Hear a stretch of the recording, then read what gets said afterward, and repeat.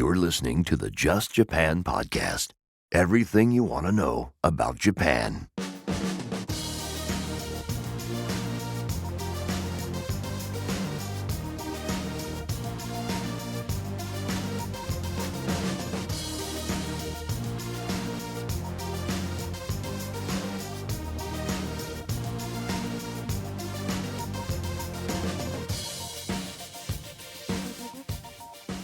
Well, hey there, everyone, and welcome to episode number 80 of the Just Japan podcast. My name is Kevin O'Shea, and I am the host of the Just Japan podcast, a weekly podcast that brings you all things Japan. That's right, each and every week on the Just Japan podcast, I bring on a different guest or guests to talk about a different aspect of life right here in Japan.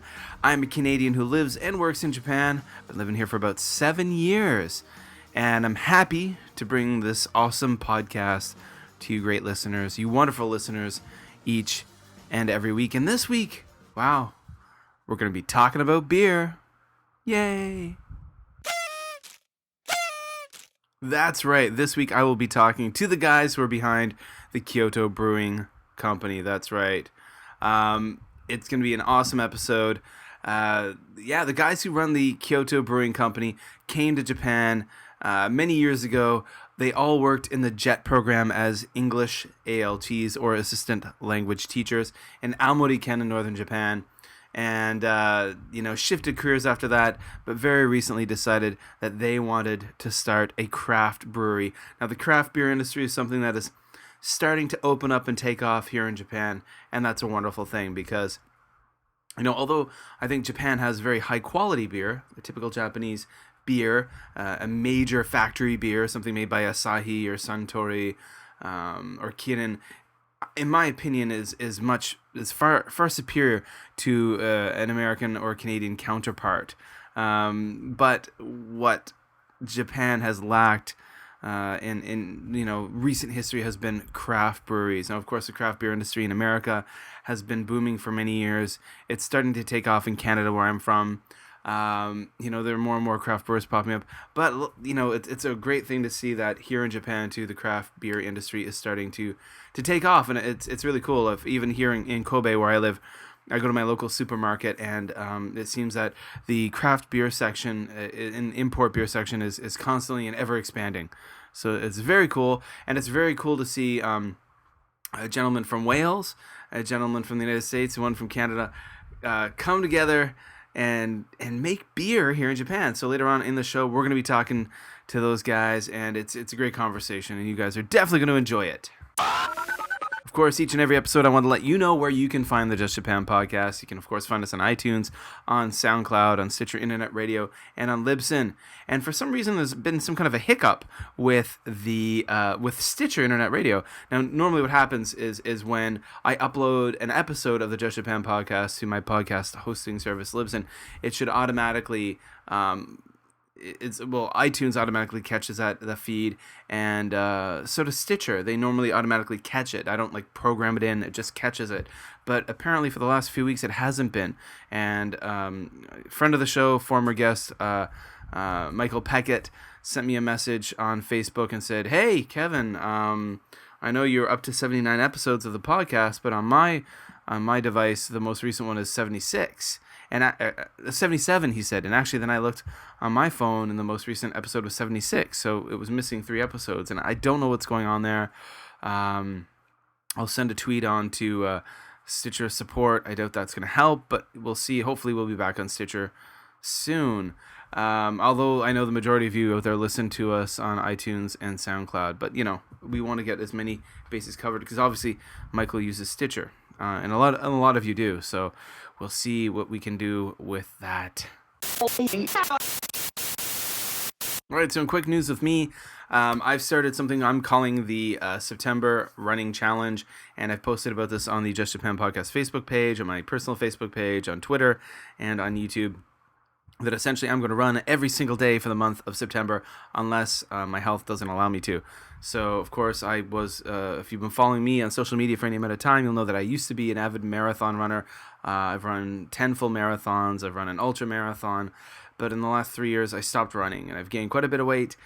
for me, and I just want to get active again. So, the whole thing with just getting out the door, it's not a goal of how far I run. I mean, tonight when I'm recording this, I ran 2 kilometers tonight. I ran almost 3 yesterday. The day before that, I ran 2.5. And just each and every night, I'd say build up more and more, but it's not always going to be the case. So I was pretty tired today because I do cycle commute to work. But the key is to just get outside and do it, even if it's like 1 kilometer or 1.5 kilometers, or if it's 5, who knows? Just getting outside and running any distance. That's the key for my September challenge. So it's day 3 now. I'm recording this on Thursday, the 3rd of September, and I've done 3 days in a row. So I know a lot of folks out there on Facebook have said they're going to join me. Please do. It doesn't have to be running. If you just want to get out every day in September and walk, get on your bicycle, just do something, get in the pool, do something, get active, get out and shoot some hoops. Join me and let me know. Send me a message on Twitter or on Facebook or email me at justjapanpodcast@gmail.com and let me know that you're doing it. So there you go, guys. All right, folks. So later on in this podcast tonight, after the interview portion, you're going to hear a little audio clip that I've thrown in of me out for a run. It's something I've started doing again after a long absence. I was a marathon runner for years, and then I stopped running more than 2 years ago, and I'm getting back into it. So that's an awesome thing. I'm very happy about that. So that'll be added on later. It's not the best quality. I just recorded it. It was spontaneous. I didn't plan to record it. I was out for my run in a park, and I decided to just talk into the iPhone. So there's some nice ambient noise of crickets and stuff in the background. Also, some cool news. The Luck of Japan Etsy shop has opened. That's right. That's a family affair run by my family here in Kobe. And we're starting off small just to see how it is. A hobby type thing. So if you go to Etsy.com and you check out, you just type in the search bar Luck of Japan, and you'll see a lot of different things. I'll put the link in the show notes as well at bussonkevin.com. So there'll be a link in the show notes too. Go over there and check it out if you use Etsy. Favorite it, like it, whatever it is. I'm new to this. It's only been open for a few days. Basically, this started with the whole idea of starting this. I mean, it wasn't really planned. It kind of happened by accident. I was out one day with my family in the spring having a picnic in a big clover patch, and I looked down, and I found a 4-leaf clover. And then I found another one, and another one, and another one. And by the time I went home that day, I probably had about 5 or 6. And, more, even about 10. And then I went back to that clover patch the next day and found about another 10 or 15. And then basically I would just go to that and other clover patches. And over time, and it's a really relaxing little hobby for me because I just get to kind of turn my brain off and zone out and just, carefully look around in the clover. And if you guys know, I'm really interested in insects and biology and stuff, so I get to catch a lot of bugs and look at them and play with them and stuff like that too. But I've become pretty good at just finding 4-leaf clovers. I mean, just for example, yesterday on my way to work in the morning, I stopped at about 3 or 4 different little clover patches I saw on the side of the, just on the side of the road. And I found 2 5-leaf clovers and 6 4-leaf clovers in just a few minutes. So I'm getting very good at spotting them. It's kind of cool and weird at the same time. But what I've decided to do with these lucky clovers, I decided to make crafts from them. Keychains, using origami paper and stuff. I've been framing them and different things like that. So it's luck from Japan. And in the shop, there's a lot of other cool things, a lot of different lucky items, things with 4-leaf clovers with owls and daruma, moneki neko, lucky cats, a lot of Japanese lucky symbols of luck in Japan, and other things. I've got a lot of tenaguis there, which are the kind of cool bandanas you see cooks in restaurants and ramen shops in Japan wear. They can also be used as like wall hangings and table centerpieces and stuff like that. A lot of cool little things, some stationery, all that jazz. So go check it out. It's growing. There'll be more and more stuff added to it as time goes on.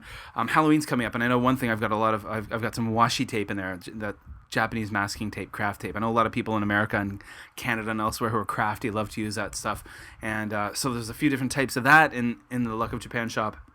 And of course, Halloween's coming up, and there's already a lot of cool Halloween washi tape here available in Japan. So I'm going to pick up a few of those items on the weekend and put those on the shop as well. So go check that out. Again, Luck of Japan on Etsy. Go to Etsy.com and just do a search for Luck of Japan. Or just go to the show notes for this episode of the Just Japan podcast at bussonkevin.com and go click on the link. So yeah. All right, let's not dilly-dally around. Let's talk about beer. Let's talk to guys who make beer right here in Japan. Sit back, relax, chill out, and enjoy my interview with the guys behind the Kyoto Brewing Company.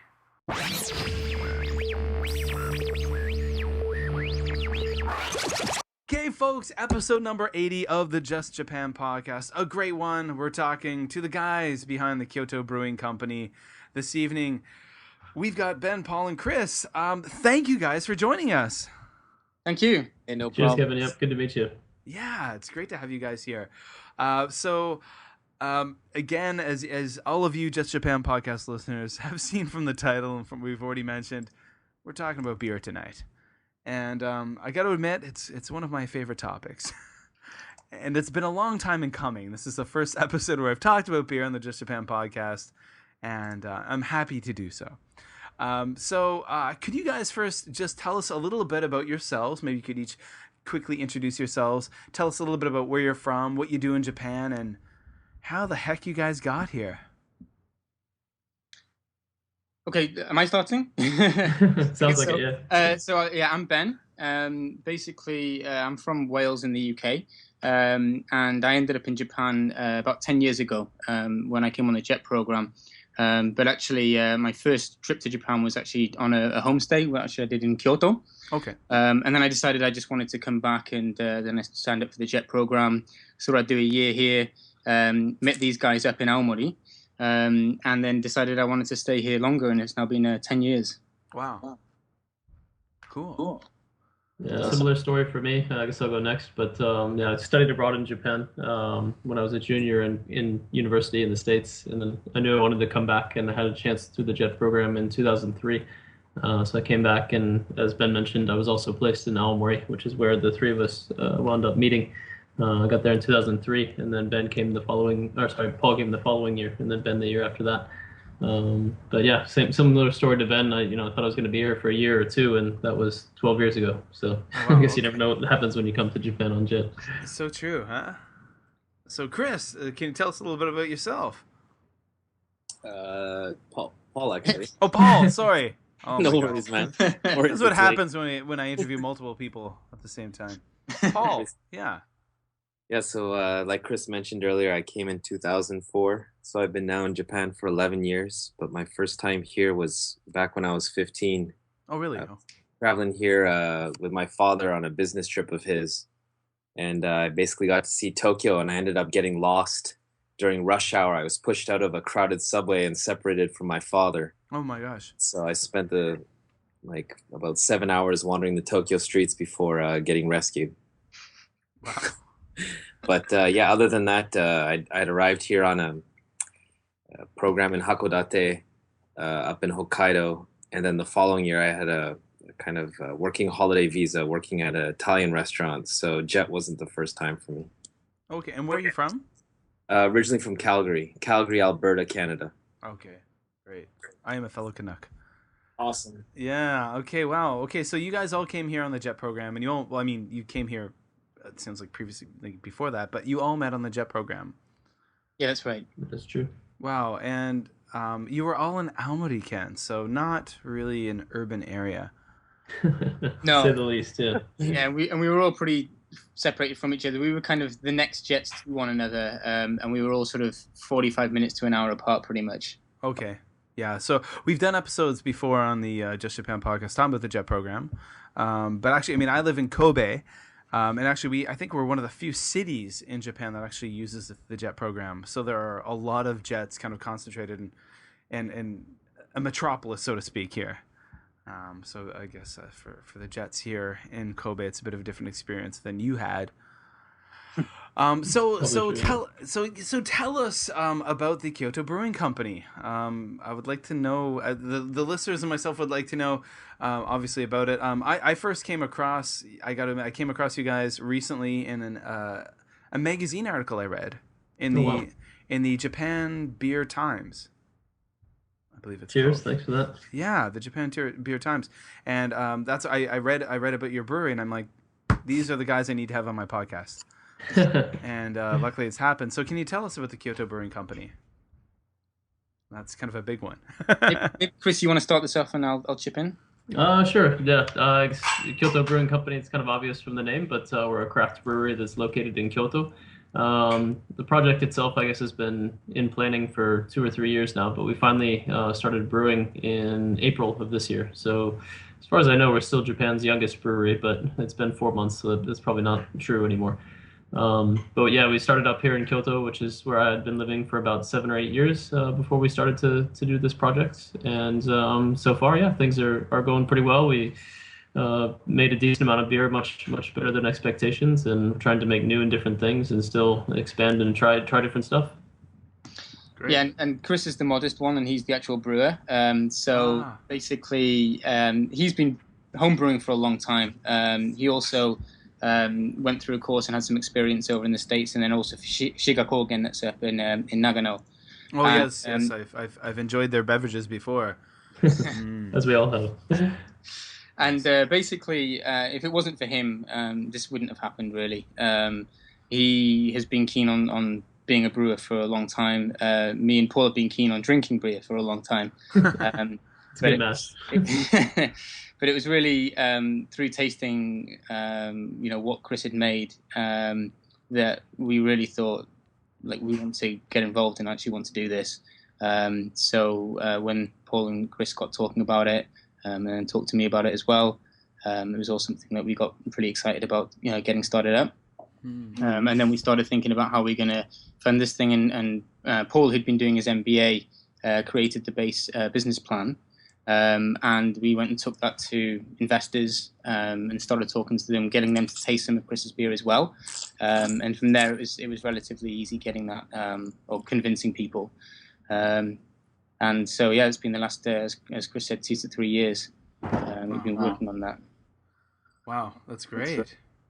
So I mean, what made you decide to start a craft brewery? Because obviously, you guys have been in Japan for several years. Obviously, you've already stated that clearly. But you started off as English teachers, and going from an English teacher to a business owner, a craft brewer, that's quite a leap. How did you go from that kind of, just being friends, hanging out, being English teachers, to over the years deciding to open up opening up a brewery? Paul, you've been pretty quiet. Do you want to take that one? Yeah, just like Ben was mentioning earlier, him and I, we were basically in Tokyo, and we'd been living in Aomori previously. And the choices for the different beers that were in Tokyo were much better than what you had experienced in Aomori.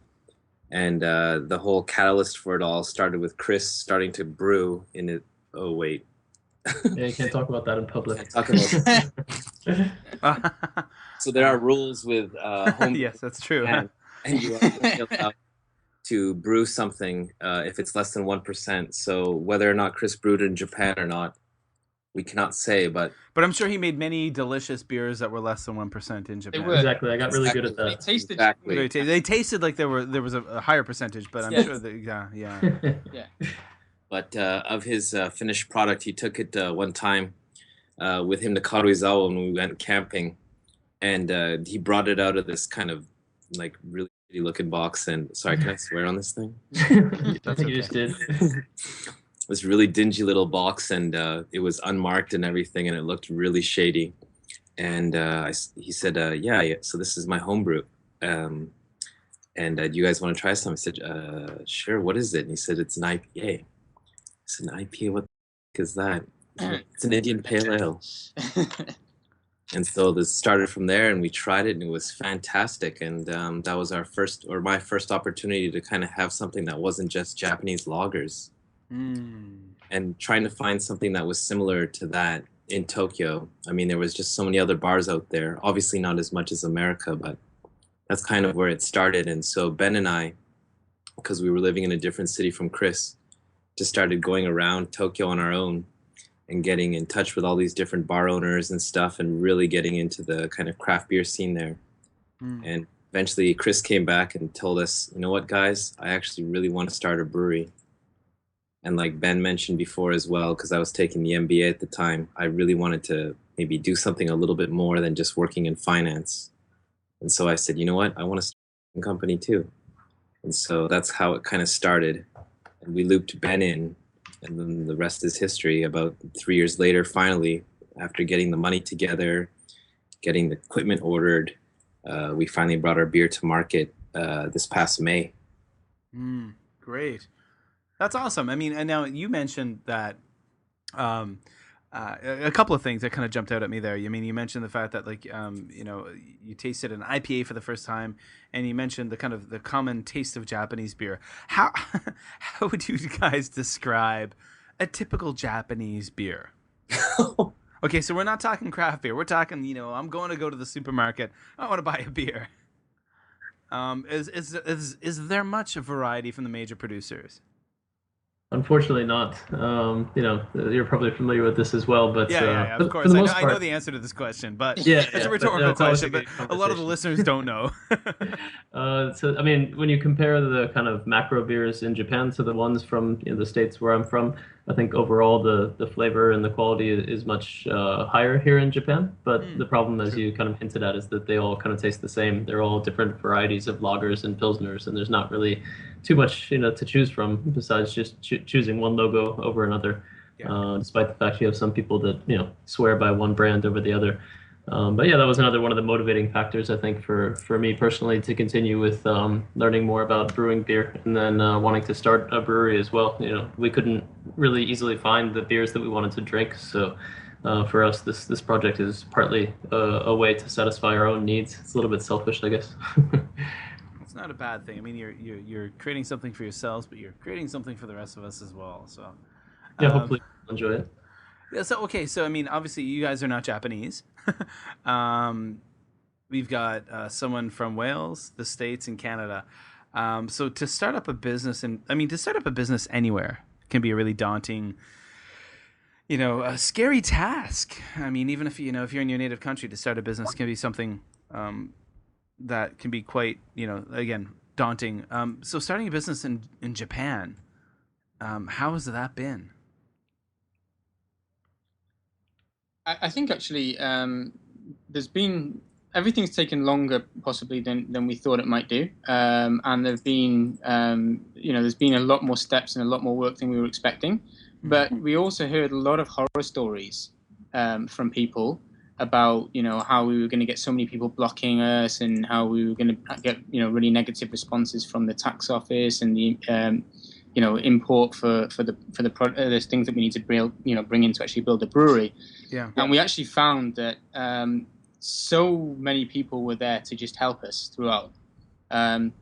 Whether it was fellow brewers who were really helpful in giving us advice about what we'd need to get done in order to start up, or whether it was actually, Chris was heading down to the tax office regularly to check in on what we needed to have in place and everything.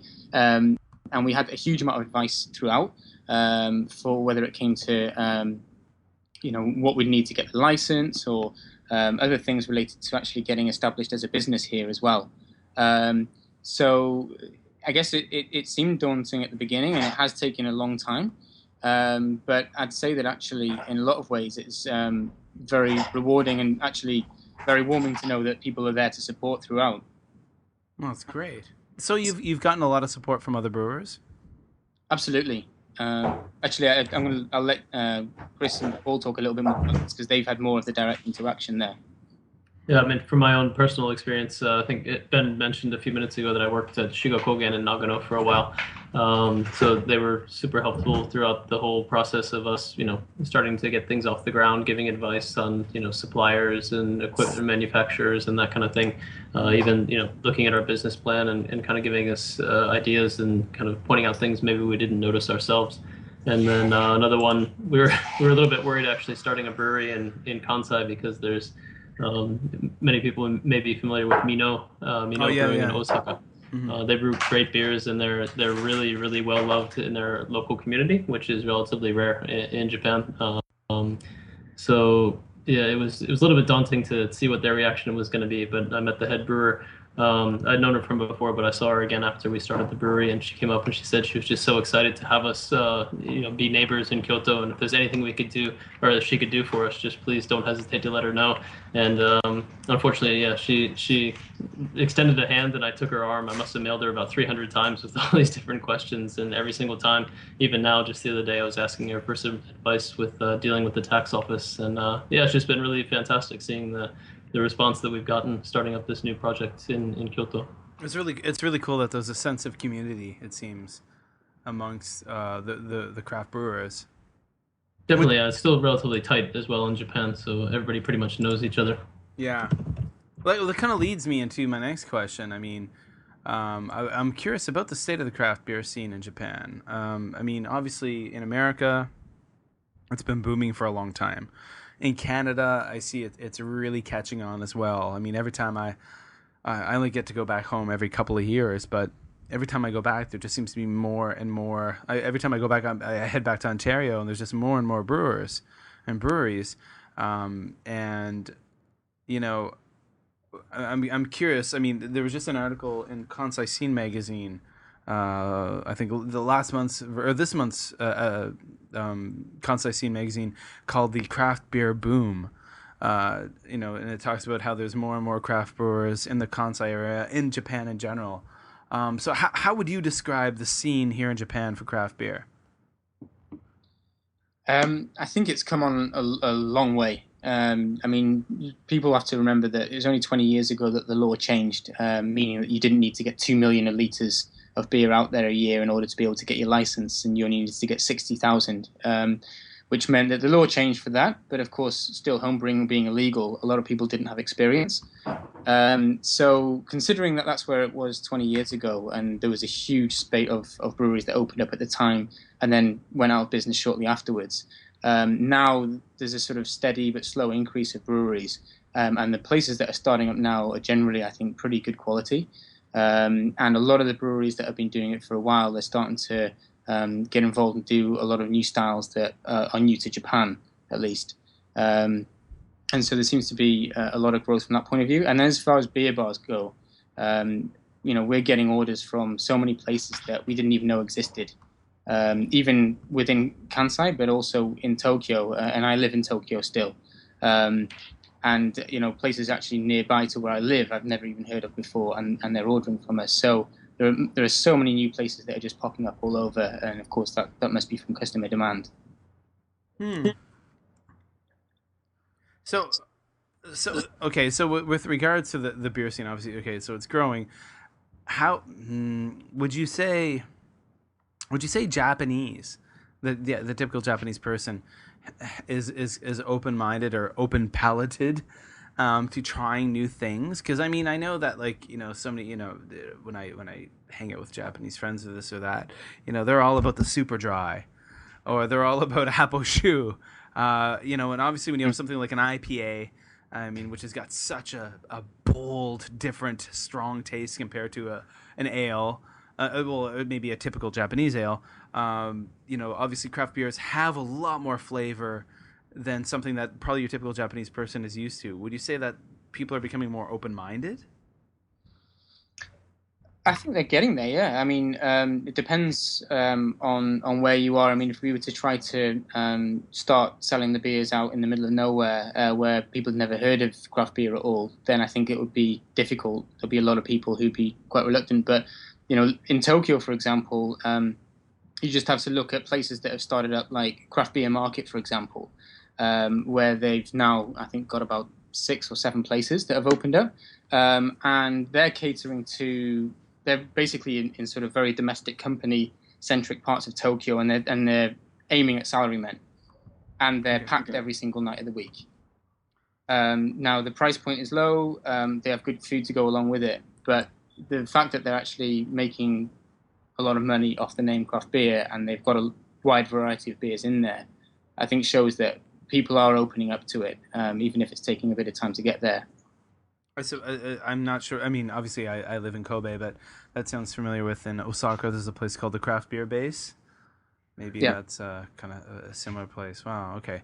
Well, okay. So I mean, it is something new, and obviously people are becoming are becoming more aware of it. I mean, to be honest, like I think of just even down here in Kobe where I live, it seems like the local supermarkets are just getting bigger and bigger, like import beer sections. And I know that like in San Omiya in downtown Kobe, one of the biggest supermarkets, Daiei, like shut down for a few weeks for renovation, and they just opened up, and they've got a very big foreign like import and craft beer section, which is Nice. wonderful for me.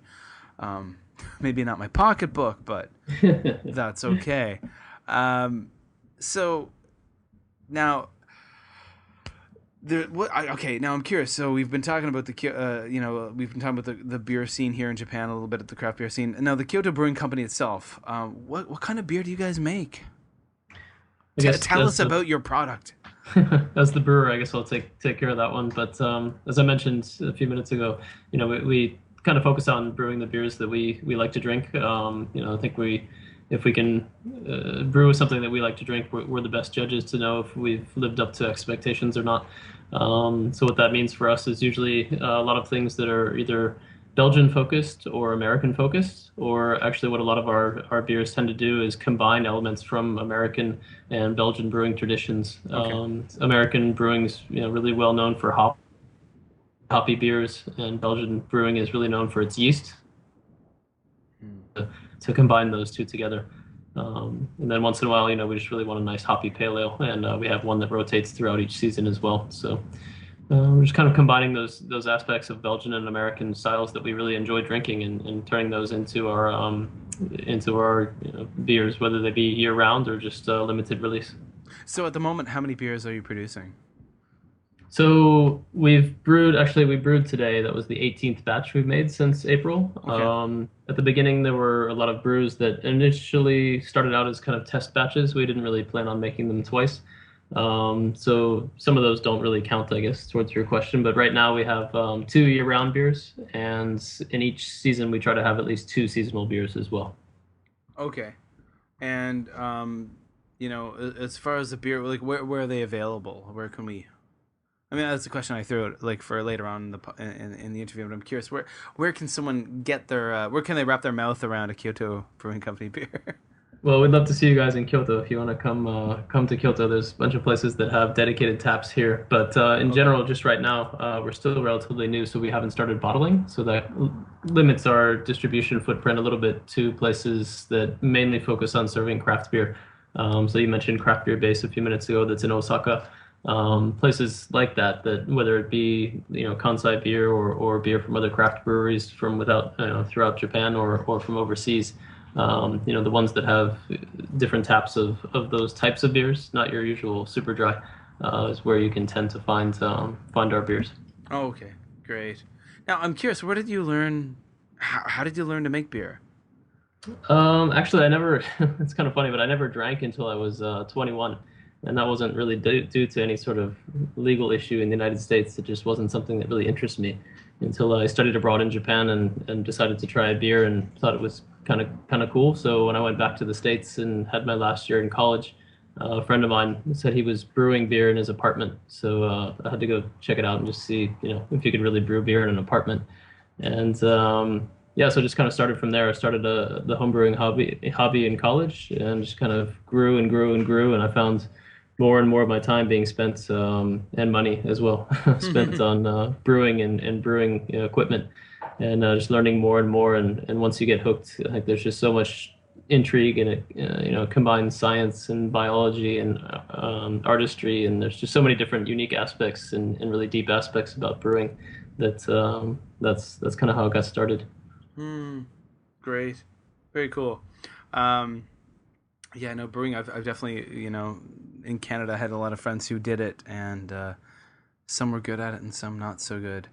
Once you get to a certain point, yeah, it's you kind of have to dedicate yourself to taking the next step as well. So I actually went to a brewing school in the States for a little bit. Oh, okay, and then, came back and had one internship in the States, and then one internship here in Japan at Shigakogen as well. Okay, so that's really interesting. Obviously, okay, so you did an internship in the States at a brewery. Now, you did an internship at Shiga Kogen. Mm-hmm. I'm curious. I'm going to throw it to all you guys. Do you guys all speak Japanese fairly well? I'd say we all do. Yeah. Do you Because guys agree? that's a good question. I mean, because honestly, well, I mean, a lot of people who are listening to the podcast who often ask me questions about, like, I want to work in Japan, but I don't want to be a teacher. I want to do something else, but I don't speak Japanese. And so, for example, to do something like that, for example, like a work term at a Japanese brewery, you're gonna have to speak Japanese fairly well, I'm gonna assume. Yep. I mean, I think there are some people who do get by without too much Japanese, but yeah, I mean, it definitely helps just being able to communicate and impart what you're trying to say and also understand what they're saying as well. As you mentioned, yeah, without that, it'd be hard to kind of arrange those sort of internships and then also have them last for. Mine was about 7 months. Have it last for that long would be difficult, I think, without the language behind you. Hmm. Okay, well, okay. So now, in general, and I'm going to throw this question out to all of you guys, with regards to setting up a brewery in Japan, was it really difficult for you guys to acquire the equipment, to get the supplies, your hops, your this, your that, all of that stuff here in Japan? Paul, do you want to take that? Okay, sure. So basically, from the supplies perspective for the beer, it really wasn't that bad. And I say that because, like Ben and Chris were mentioning earlier, just so many people were helping us, so many different breweries that were already here in position for 10 to 15 years already. And so they gave us their contacts, and through them, we were already able to reach out and source, hops. Really? Wow. So it's just barley, literally the community helped. Like, I mean, I'm going to use the term community because it sounds that way. They really helped you out that much. Chris, would you like to expand on that point there? No, it just sounds like a really awesome thing. I mean, that's one of the things I find, like, as an expat who lives here doing podcasting. I've also been part of the video blogging community on YouTube, and I say the term community because there always seems to be a group of people who are willing to help. Definitely, yeah. I mean, I think we found that to be the case as well. We mentioned before Mino Beer, the head brewer and now owner there, Kawari-san, Oshita-san, has been super helpful. And like Paul mentioned, yeah, it was just people, whatever information they had, they were more than willing to share with us because I think they knew that by doing that, it would increase what you called the community as a whole. I think especially with something like craft beer, if all of us don't grow together, nobody can really survive on their own. So it was really great to see that. Great. Wow. I mean, I just assumed it would be such a challenging thing. I mean, I've watched videos on YouTube about people starting up craft breweries in America and Canada. Sometimes it seems like it's difficult to get into the supply chain or this or that. So I was really curious, especially since we're in a different country and there's a language barrier and this and that. But wow, okay. So what would you say are some of the biggest challenges you guys have faced so far starting up a brewery? I'm sure you faced a few, but have there been any points where you've just thumped your head against a wall, or just kind of gone There's been a few here and there, but I don't know. I don't really remember too many. Paul, do you remember some? Oh God. So like we were talking about the supplies earlier, but we hadn't really talked about the equipment yet. And yeah, let's jump back to that. Yeah, we couldn't really get the equipment here in Japan because the equipment that is normally made for the brewing industry in Japan is normally aimed at the really big dudes, and equipment is very expensive. So, for example, if you talk about American brewing equipment being like, the Honda, and Germans being like the Rolls-Royce, well, the Japan ones in terms of price is like the Ferraris or the supercars out there. And so we couldn't rely on them. We had to go with an American manufacturer. And so we had to basically get that stuff imported here into Japan. Wow. And one of the things complicating that had to also do with the port strike that happened. In California, right? The West Coast? Yes. Yeah, that affected a lot of things earlier in the year. Yeah. So, we bought the equipment. It was made in China, but the brewing house itself, not the fermentation tanks, It was shipped from China to Escondido, California, where Stone Brewing is. And it was basically finally packaged over there. Like all the little bells and whistles that you needed to add on to the brew house were done over there, and then it had to be shipped back to Japan. And as a result of that delay, I mean, Chris and I, we were just sitting there in the brewery, and we were essentially just hemorrhaging cash. So that was something that was very frustrating. Yeah, how did I forget that? That's true. We had all these fermenting tanks, but nothing to make the actual wort in. Oh, God. And there was no real clear timeline on it either, so we didn't know whether we were going to be waiting, a matter of a few weeks or a few months, or, whether it was going to end anytime soon. Yeah. So when it eventually came through the news that things were moving again, it was huge relief all around. Yeah, that was definitely. Okay, well, so, I mean, I've some of the things I've listened to when and different things when I'm trying to learn about craft breweries in America and Canada. I'm a beer fan, right? So I'm always like, hey, let's watch videos about how to make beer and how people, how craft breweries get started. Don't have any ambitions of starting one on my own, but I've had friends before who've talked about it, and I'm like, wow, it's a really fascinating thing. And I know that there are some craft breweries that basically they kind of outsource it, or they have their beer made at a different brewery. So so for example, there's business people, and they have an idea, a plan, and then they basically hire a brewer to make batches for them, and they basically essentially lease space at a brewery that's already there. So that's one option. But you guys actually have bought your own equipment. You've put your own thing together. So the Kyoto Brewing Company is its own entity, so to speak. Yes. And you guys you're in Kyoto, based in Kyoto. Yep. So I mean, I'm curious now. Kind of going to lead into things into the future. I mean, I know that thinking about craft beer breweries in Canada that I've gone to and enjoyed often. They start off as a brewery, but then they kind of branch out and kind of maybe into a pub or a restaurant, into a kind of a location where they have that kind of like a destination, so to speak. Come here and enjoy the food, the beer. Is that something that's possibly in the future for the Kyoto Brewing Company? So yeah, basically in our brewery right now, we have a tasting room. Okay. However, the tasting room is not yet open. We just had no idea the demand that would come from putting our beer to market. And with only 3 of us on site right now, Ben is still in Tokyo, so it's Chris and his wife and myself. Okay. We just haven't had time to open the tasting room yet. But we're going to have another person joining us from October, and we hope in the second week of October that we can finally open the tasting room. Oh, okay. Great. And I will be there with bells and whatnot too. I can't wait to come up there and taste it. Yeah, cool. That's great. So at the moment, from what I've gathered, your beer is only available on tap in select locations in the Kansai. When do you think possibly? Because I mean, I'm sure that as the Just Japan podcast listeners listen to this episode, there are many who are getting thirsty. When do you think you guys, ballpark, might be actually bottling? Chris, you want to take that one? All right. Yeah, we already have a bottling machine. Okay. But right now it's just sitting and being a very, very expensive ornament on our floor.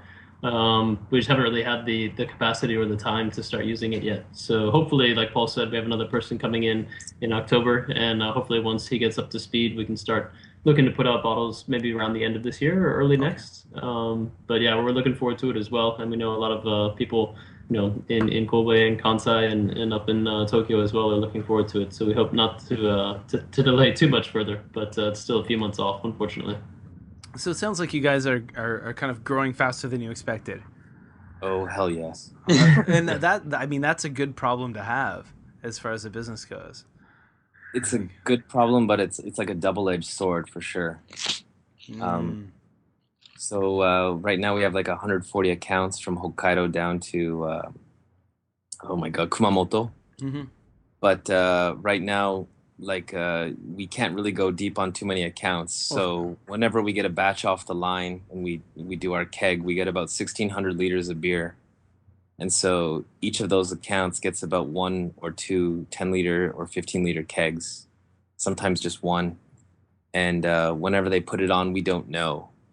And so for a long time, people would ask, "Oh, where can we drink your beer?" And we would say, "Well, we passed a few of these guys' places some beer, but when they put it on, we have no idea. And if it's on, it usually goes out in a day. So good luck." Yeah. I got you.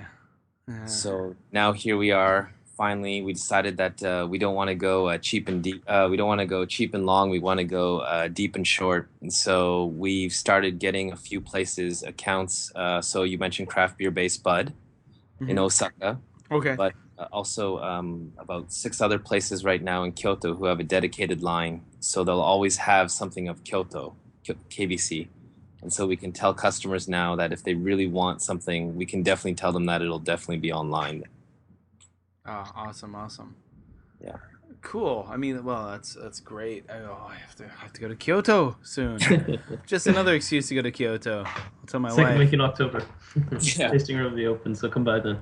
Well, okay, even better. Like, let's just head there Momiji time, you know? There you go, yeah. Folks, there you go. Go to Kyoto, the best spot. The best spot in Japan to go and see the fall leaves and go have a Kyoto Brewing Company beer. Definitely. Maybe it's a good excuse to head up there with some of my coworkers and enjoy. Yeah, wow, that's awesome, guys. How can the people, the Just Japan podcast listeners, the people of the world, how can we find the Kyoto Brewing Company online? Now, can you tell us a little bit about your website, or give us your website link and tell us a little bit about where you are on social media? Yeah, so right now we have a website, www.kyotobrewing.com. And we have a little bit of basic information of where we met and why we got together and started this thing and the types of beer that we're making. Some people might notice that it looks like you can buy beer, but when you realize and you click on the product and it's like $100, that it's not really for individuals. Yeah, I noticed that myself because I'm like, oh, I really want to try your beer, and I was like, thinking I'd love to try the beer before I interviewed you guys, and then I clicked on that and I was like, wait a second. Sorry about that. Yeah, we need to be a little bit more, a little bit better explaining ourselves. But right now, it's only designed for craft beer bars. Kind of buying a keg, essentially. Yeah. Yeah, and if you don't have couplers and you don't have taps and you don't have lines, it's not a good idea. I think I need to invest in those. No, wait a second. Again, my wife won't be happy with that. But I hope to be able to sell like bottling beer. We wouldn't do it too early, but after a few months, when we start opening up the bottling sales to individuals, as well as merchandise. But for now, it's going to be more geared towards the big guys, the big beer bars trying to buy our beer. Obviously, but yeah. Let's get some other information up there as well, especially about our tasting room and the kind of beers that we're going to have on tap, as well as an updated list of the beers that you're going to have available for like across all of the different dedicated taps, so people can come to Kyoto and start doing a bar hopping. Whatever you want to call it, they can go visit all those different accounts, and hopefully all of those different accounts have a different KBC beer. Kyoto Pro. But you're also doing actively on Facebook. So if you look us up, Kyoto Brewing, our page should come up.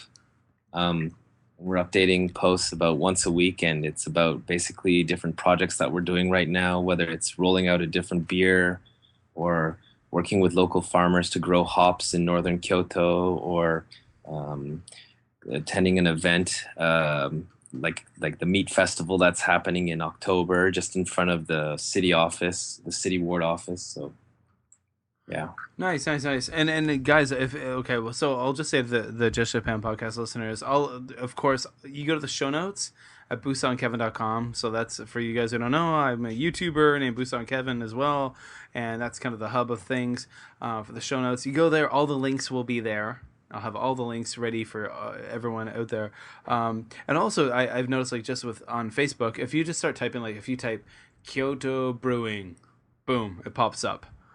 So your Facebook page, and you've got like 2,500 likes already, so which is pretty awesome. And all of you out there listening, go to their Facebook page and like it too. Yes, please. Thank you. Thank you.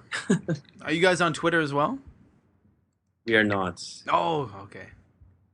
All right. Maybe cool. we should be though. You should be though. Maybe. Get on there. Get on all the spaces. Get on Twitter. Get on all that stuff. Thinking of Instagram, yeah, as well, but not yet. Yeah, Instagram. Put pictures of delicious beer and all that stuff. People like me will be drilling over it. Hey, so Ben, Paul, Chris, thank you so much for coming on the Just Japan podcast this week. Sure, man. Thanks for having us. Yes, thanks for having us, man. I appreciate it, and to be honest, I was very excited about this episode because I am a big beer fan. I love my beer, and I love craft beer a lot. I don't know anything about making it, but I'm a fan of consuming it. And to be honest, like when I posted this on my Facebook, the Just Japan podcast Facebook page, a lot of people were excited about this too. And cool. Even just like talking about it around like the teacher's room at my school, I'm like, hey guys, I gotta leave. Like there was a staff party tonight actually, and I left early because I'm like, I've got a big interview tonight. I'm interviewing some guys who make beer, and everyone's like, wow, really? That's really cool. So that's great. Cheers, man. Yeah. So again, I'm gonna put all of the links that you guys have talked about tonight. I'm gonna put them in the show notes for the podcast, and all of you guys out there listening, you can go and check those out. And again, thanks for doing this tonight, guys. No, thank you, man. This has been great. Thank you.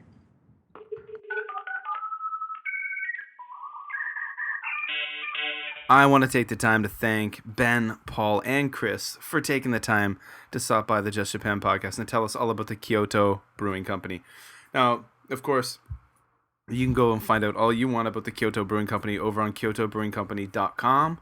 Go to kyotobrewingcompany.com. I'll put that link in the show notes at boostonkevin.com as well.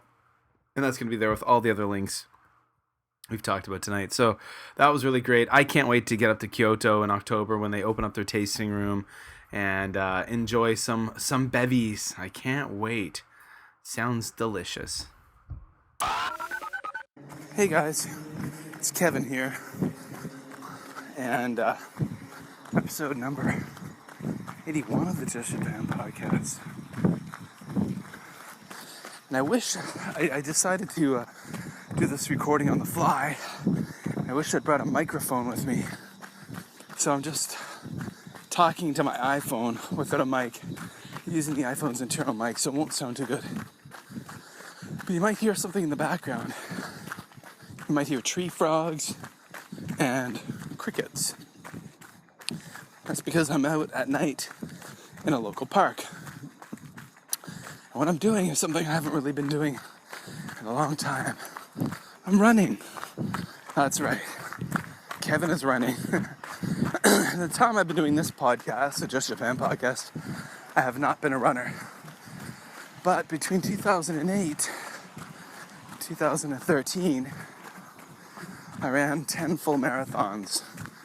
So, as you guys will know, I'm recovering from hernia surgery, and it's time to get fit again. I'm feeling a lot better. There's a problem though. I've gained about 10 kilos since my running days. That's about 22 pounds, or a little bit more actually. So it's time to start losing some of that stuff. So I'm doing the September running challenge, which is something I posted on the Facebook page about. And that is I'm going to run every single day the month of September. Even if it's for only 10 minutes. Get out of the house and run. And now it's September 2nd. It's about 9:15 in the evening, and I'm out for my run. And I'm about coming up on about 1 kilometer. Tonight I'm probably going to run about 2.5 kilometers. Might not seem too far for someone who hasn't run in a few years and is recovering from surgery. It's a pretty good distance. So here in nature, in the city.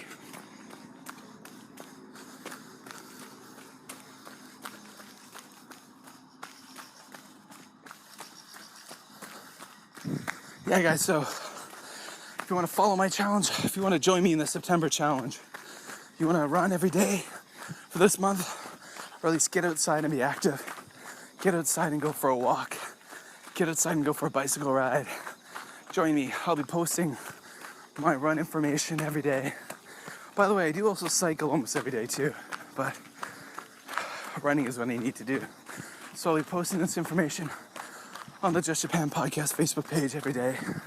Go check it out. The link's in the show notes at bussankevin.com. And average pace, 6 app. minutes 26 seconds per kilometer. Time, 6 minutes 24 seconds. Distance, 1 kilometer. There you go, guys. There's my running app, the Run Meter running app, telling me I've hit a kilometer. But 1.5 to go. All right, guys. Take care. See you later. Kevin in Japan. All right, folks. Well, that's pretty much it for another episode of the Just Japan Podcast. Hope you enjoyed the interview portion of the podcast. Hope you enjoyed that little sound bite I put in of me going out for my run. Now, of course, remember, if you want to contact the Just Japan Podcast with any kind of questions, you got some questions you want me to answer in the mailbag section of the Just Japan Podcast, send them along at justjapanpodcast@gmail.com, justjapanpodcast@gmail.com. You can find me on Twitter at jlandkev, on Facebook. All those links are in the show notes. You can always find me on YouTube, of course, at Busan Kevin and Jland Kev. Those are my two YouTube channels. And of course, like I announced earlier today, you can now find me on Etsy. You can find my Etsy shop, Luck of Japan. So just go to etsy.com, type in Luck of Japan. The link's in the show notes. A lot of fun, cool, Japanese merchandise over there. So come on over, support the shop, and let's make it grow into something even bigger and better. Again, it's a lot of fun. It was a lot of fun, a lot of work to put it together, and it's gonna be fun to sit back and see how it goes. All right, it's a hobby, so yeah, it's a hobby, and we'll see what happens. But again, it's been a fun exercise in the mercantile system and putting things together. So that's kind of a family supported thing. Of course, my wife's been very helpful with that. My wife, in the future, will be contributing to it as well, because she's a very crafty person. Very, very, very crafty. I'm pretty crafty. I think that comes from years of being a kindergarten teacher. I used to be a kindergarten teacher for 6 years. I was a kindergarten teacher, so I became quite crafty. So it's fun to just sit back in my little kind of workshop here at home and make things. I really enjoy it, and hopefully you guys will enjoy them too. I'm actually Halloween season's coming up, so I'm gonna get some Halloween merch on there as well, some Japanese Halloween, maybe some Halloween washi tape, Japanese Halloween washi tape, and some other cute, very Japanese Halloween type things. So those will probably go up there in the next I think the next few days probably. I'm probably gonna do a run and get some cool Halloween merch on Saturday, and then put that up on the shop as well. So go check that out, Luck of Japan. All right, guys, and that's it for this week's episode of the Just Japan Podcast. Everything you want to know about Japan. I was really privileged to talk to the guys from the Kyoto Brewing Company, and it's going to be really fun to follow them and see how their business grows. I mean, they've only been open for 4 months, and they've grown faster than they thought they would, which is a good thing. And it's going to be great to watch them grow bigger and bigger. So yeah, that's it, guys, for another week of the Just Japan Podcast. My name's Kevin O'Shea. I'm a Canadian living and working in Japan. Of course, again, one more time, I'll let you know that you can contact the show at justjapanpodcast@gmail.com with any questions, concerns, ideas, questions for the mailbag section.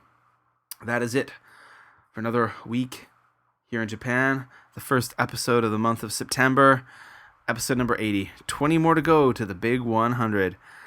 Thank you for all of you out there for listening. Your support is always appreciated, and it never goes unnoticed. There are so many of you wonderful listeners out there who do support the show, who listen, you download it, you share it with your friends and your family on your social media, and that's a great way to help it grow. So thank you so much, guys, and I'll be talking to you in a week.